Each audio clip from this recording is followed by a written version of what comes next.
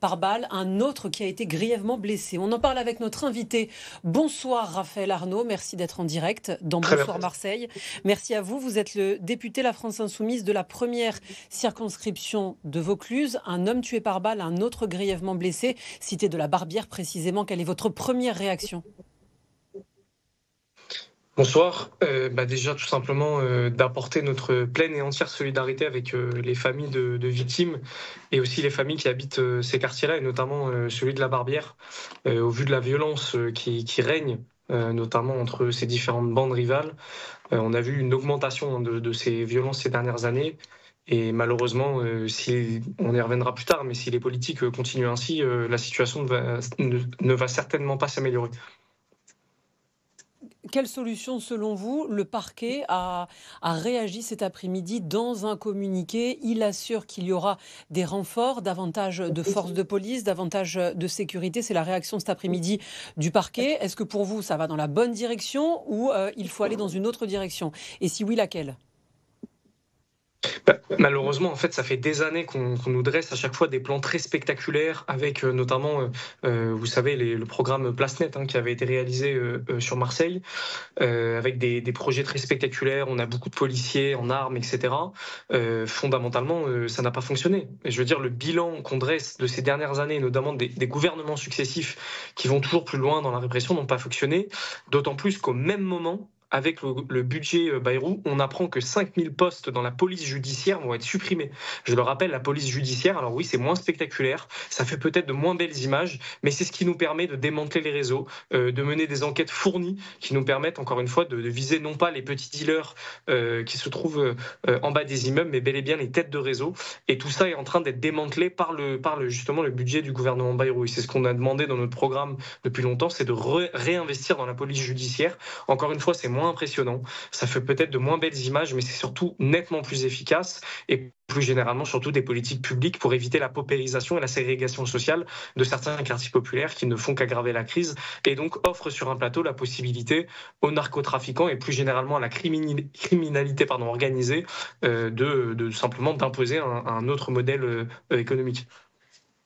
Vous l'avez dit, il y a deux choses dans ces règlements de compte. D'ailleurs, d'un côté, il y a la lutte contre le trafic de stupéfiants avec une vision qu'il faut avoir plutôt à long terme. Et la deuxième chose, c'est le quotidien des habitants qui habitent dans ces quartiers que vous représentez, ces habitants, notamment ceux de la cité de la Barbière. L'une de nos reporters est allée sur place cet après-midi. Aucun habitant n'a voulu lui parler. Ils lui ont dit qu'ils avaient peur au quotidien. Ils vivaient dans la peur. Quelle solution à court terme vous proposez pour ces habitants ? Solution à court terme, c'est d'apporter notre soutien, notre solidarité. Je pense que d'ailleurs je me déplacerai dans ce quartier de la Barbière, redonner aussi espoir un peu aux habitants et aux habitantes qui sortent justement de ce climat de peur qui est instauré par ces réseaux.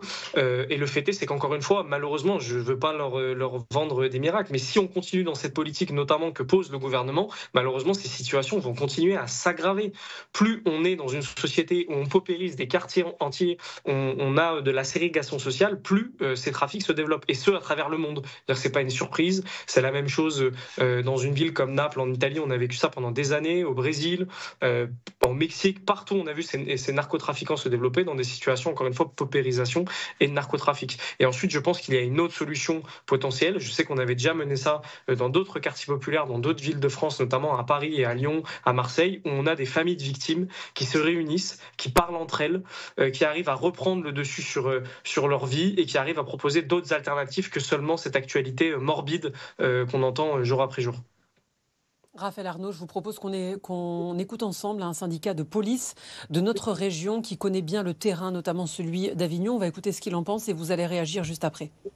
Ça se répète sur le temps, c'est-à-dire que ce n'est pas quelque chose qui est récurrent, qui a eu lieu le mois dernier ou le mois d'avant, mais c'est quelque chose qui est déjà arrivé où justement il y avait cette notion d'avertissement et où on est arrivé par moment à avoir un mort dans la fusillade. On voit que ça a été monté crescendo et qu'il y a eu la réponse finale de ce qui avait été averti.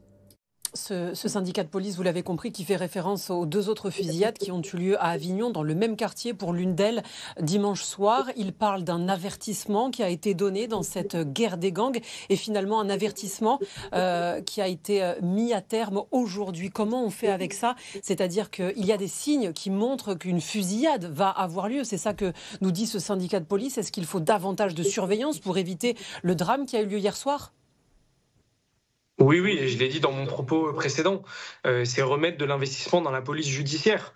C'est-à-dire qu'en fait, on ne peut pas inventer, on est obligé d'avoir des secteurs de la police qui consacrent leur temps à observer ces réseaux, à s'informer, à avoir, si possible, même pourquoi pas, voilà, des indications qui nous montrent que des violences vont survenir et ensuite de pouvoir intervenir. Le problème aujourd'hui, c'est qu'on est dans des politiques où on préfère d'abord miser sur les interventions des policiers qui généralement n'ont pas assez de moyens, de connaissances sur ce qui est en train de se passer, et que plus vous supprimez des postes dans la police judiciaire, plus on se retrouve dans ces situations absolument catastrophiques. Et ensuite, évidemment, intervenir dès qu'on a de l'information qu'il va y avoir des violences, etc., intervenir en amont et le plus efficacement possible quand on a cette information. Vous parliez tout à l'heure de ségrégation sociale, l'une des causes de cette guerre des gangs qui se livre actuellement dans notre région et dans d'autres régions de France. Comment on peut faire pour y mettre terme? Qu'est-ce que vous proposez si vous étiez au pouvoir, vous, la France insoumise, dans les prochains mois? Qu'est-ce qu'on pourrait faire, notamment si on prend l'exemple de ce quartier de la Barbière à Avignon? Qu'est-ce qu'on fait? On ne peut pas sortir des personnes de leur logement pour les faire déménager et mixer comme ça les populations. Qu'est-ce qu'on fait concrètement? En fait, c'est un changement de cap radical de la cave au grenier, à la fois sur cette question, encore une fois, d'investissement, où on place l'investissement dans la police, mais plus généralement dans l'ensemble de la société. Comment est-ce qu'on remet la question de l'embauche? Comment est-ce qu'on lutte contre les licenciements? Comment est-ce qu'on lutte contre les discriminations à l'embauche? Notamment, on sait que la jeunesse dans les quartiers populaires subit depuis de nombreuses années ces questions-là. Il y a tout un tas de questions à repenser à l'ensemble de l'échelle, sur l'ensemble de la société. Et à partir de ce moment-là, effectivement, on pourra se reposer des questions plus générales et faire reculer ces narcotrafics dans l'ensemble des quartiers. Mais encore une fois, il n'y aura pas de recette miracle du jour au lendemain. Ce qui est certain, c'est qu'aujourd'hui, ça fait 10, 20 ans, 30 ans qu'on nous impose les mêmes politiques très spectaculaires de répression, etc., qui manifestement, si elles limitent dans un temps très court une partie des dégâts, ne font que s'amplifier année après année. Du coup, il faut encore une fois un changement de cap très clair et remettre de l'investissement pour couper cette pauvreté. On sait très bien que ça touche le Vaucluse, et notamment dans le Vaucluse, Avignon est la ville la plus pauvre et de très loin.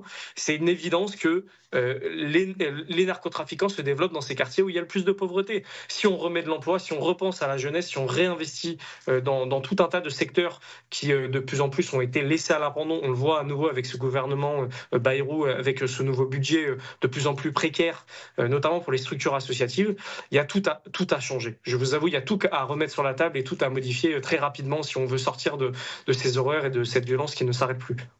Et pour sortir de ces horreurs, 2 députés français disent qu'ils ont la solution, c'est la légalisation du cannabis, parce que un cannabis légalisé, eh bien, ça veut dire moins de narcotrafic et de trafic de drogue et de lutte contre le trafic de stupéfiants. Vous en pensez quoi? Je vous avoue que je viens d'une histoire militante et politique qui fait que j'ai plutôt des freins à cette idée-là de base.